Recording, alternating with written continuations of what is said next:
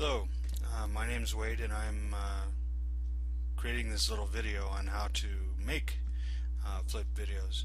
A lot of you have asked me how Salman Khan makes his videos for the Khan Academy, and I'm about to explain to you how he does it. Basically, he's using a stylus and a tablet, and he's just writing on a blank screen using a drawing software.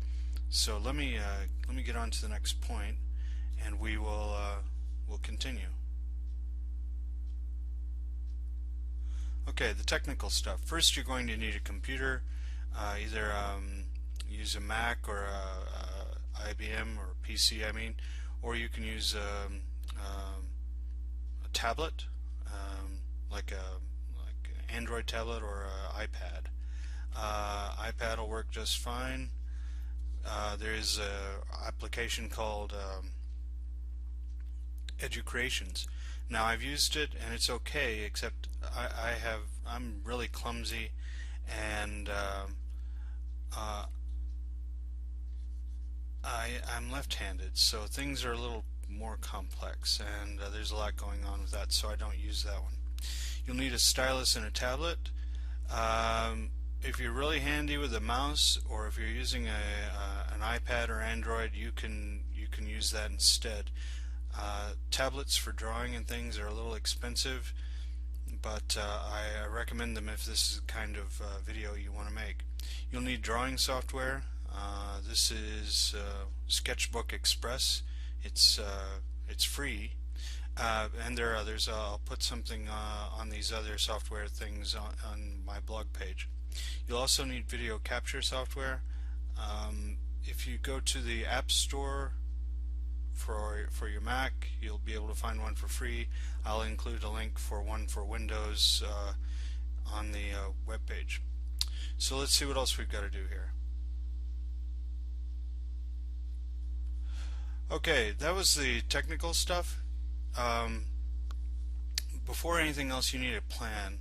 Make sure that what you're doing is going to be beneficial, and make sure it's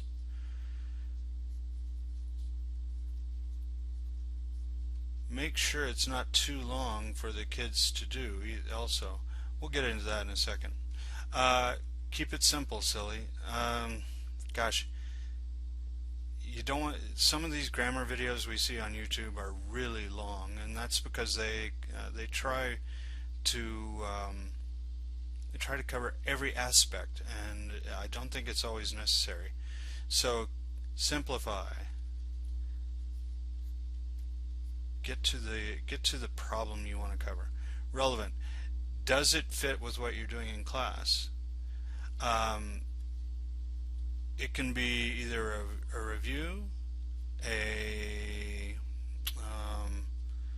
preview, or it can be a reminder. The lesson I'm working on is kind of a reminder. And focus. This kind of goes back to being beneficial and simplifying. But focus on the area that you know that students can cover comfortably. Yeah, you don't want to put so much in there that the students lose track of the basics of what you want them to have. So cover the most important things, or the most essential things. Yeah. Now you're going to find when you get into this that your handwriting, if it's bad beforehand, it's going to look worse in a digital format. Practice, practice, practice. So let me finish this, and then we'll go on to the next part. Okay. Next, I'm going to show you a lesson, and I'm using Adobe Captivate, which is kind of a expensive video recorder. But I'm using it because I want to edit this, and I'm going to be cutting out what I've told you, and then I'll be using this lesson separately. So when you do this, when you do a lesson, make sure that you talk to the students, while you're writing as you would to the students. Pretend you're in front of the chalkboard, or you're in front of the students, or you're talking with them. and this will help you get your message across in a much more efficient way, I believe. Also, you want to keep it short. I'm trying to keep this down to about 5 to 6 minutes maximum, and the reason that is because I also have some links I want my students to go through, and I want to have them download a worksheet so I can have some kind of quick assessment in the class the next day. So this lesson is all about do versus make. I'm going to change ink here so we can have maybe a better contrast. Oh, there we go. So green we shall be, and we'll begin. Hello, welcome to your homework for today. The reason we're doing do versus make is because I keep hearing it in class that sometimes you can't quite figure out whether it's do or make, and I heard a few really bad examples today. Let's see, what was it you guys said today that was so awful? One of you said, I didn't make my homework last night. And then one of you said he makes his workout at the gym in the afternoon. And that's not right. We have two different words that we use to make this a more accurate statement. And that is, those are do or make. Now do is used when the action is important. Like, did you do your homework? The action of doing the homework or completing it is really important. And then we have make, and here's, I think it's because you guys like to use hacer for everything, hacer, right? But we don't want to use that in our class because we only use English. It's when the result is important. Like make a sandwich, yeah? The end result is important.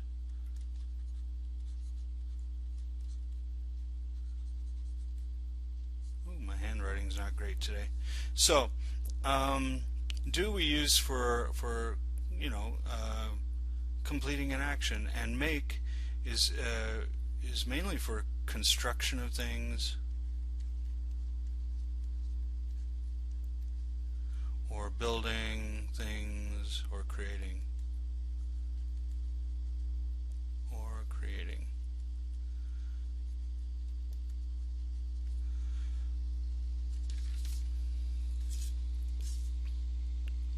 Do we use a lot with tasks and things we must complete, tasks or jobs. Yeah. So don't want that in there. Tasks or jobs. Yeah, there's no comma there at this point. Anyway, we use do for action. I'm going to repeat that again. Action is the important thing, and make is for the result, which is probably more important. Now, let's come up with a few sentences. Yeah, a few ideas. Do we use with things like homework.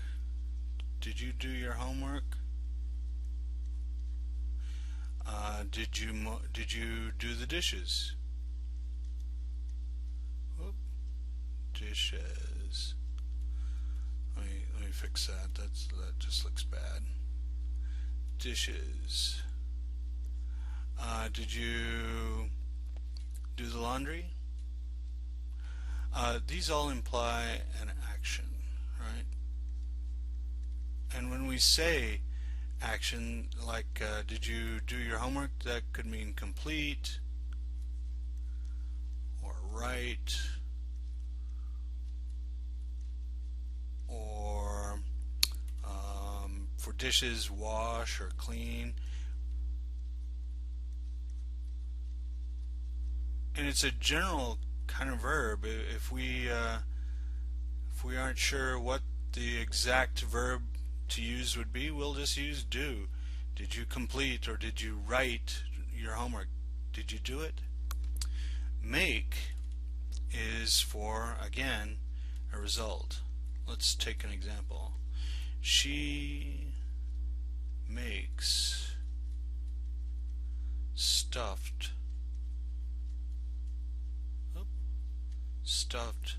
animals.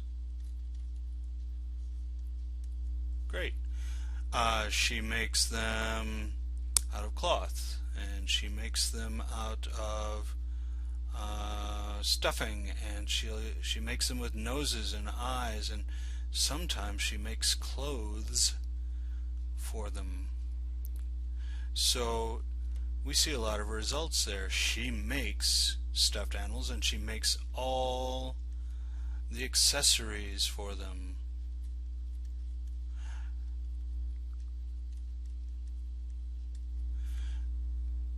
You could also make a sandwich. You could make a report. Make is all about creation. You know? So let's to wrap this up. I want to see what you've retained. Hopefully, it'll be quite a lot. So I'm going to ask you now if it's make or do. Make or do with the following words. So let's start with laundry. Is that make laundry or do laundry? I'll give you a second or two.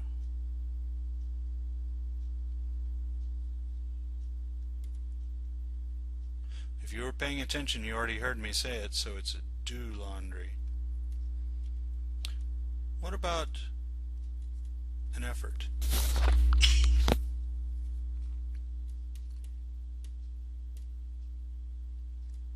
Is it make or do an effort? It's make. What about a list? Is it make or do? It's make. Make a list. What about dishes? Well, if we're talking about the verb action, the action here, then it would be do. Okay. If we're talking about a result, and not too many people I know make their own dishes, we'll just leave it at do for now. What about homework? Over here. What about homework? Make or do? It's do. And then finally, a face.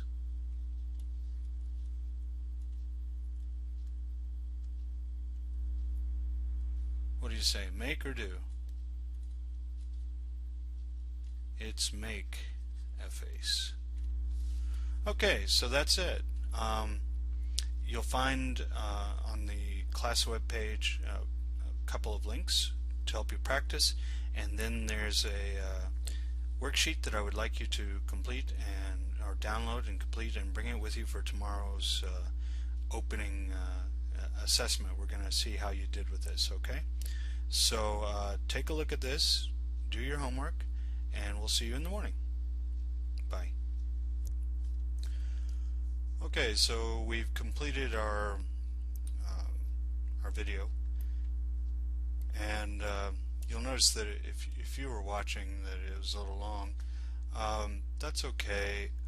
I wanted it to be shorter than 5 minutes, but or around 5 to 6 minutes. Didn't quite make it, but that's okay. I think I focused on what I felt were the critical points and the points that my students would understand the most. So afterwards, what you do then is you take your video, upload it to YouTube, or if you prefer Vimeo, that you could use that. I prefer YouTube for now.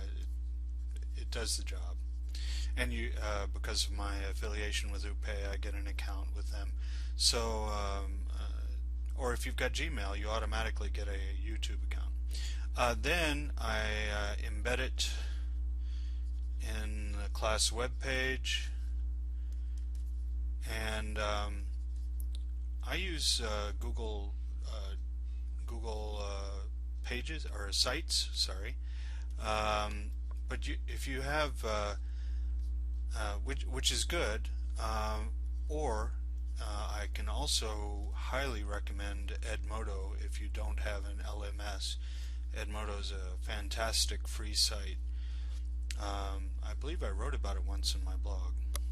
Anyway, from there I had links. Oops. I had links to exercise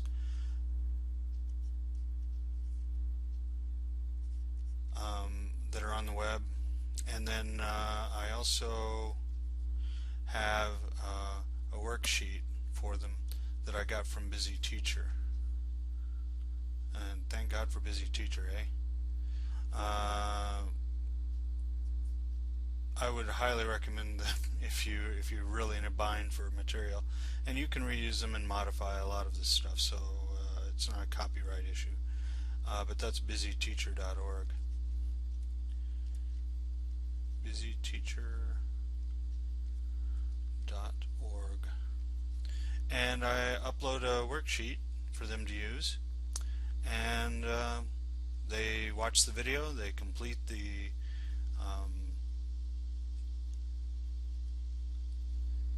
watch the video,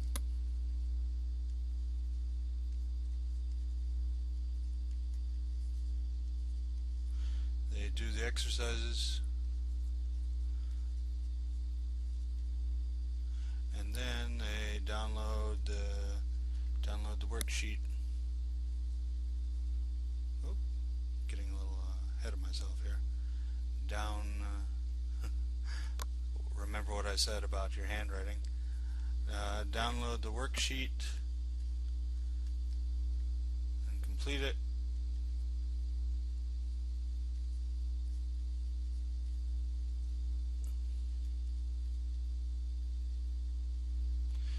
And then they have a little assessment next day, first thing. Now, if you're handy, you can include a quiz in your web page, or if you're using Edmodo, you can put a quiz right inside the place where they find the video and the links. If you're using LMS like Moodle, you can do the same thing. So that's pretty much the whole video for now. I hope you've enjoyed this. If you have, please let me know. I would dying to help people out with this. You can check out my blog at www.idiomatic. Whoops, again with the handwriting. Idiomatic.com, or you can email me at wally@upe.edu.mx. I'm looking forward to hearing from you. Thanks.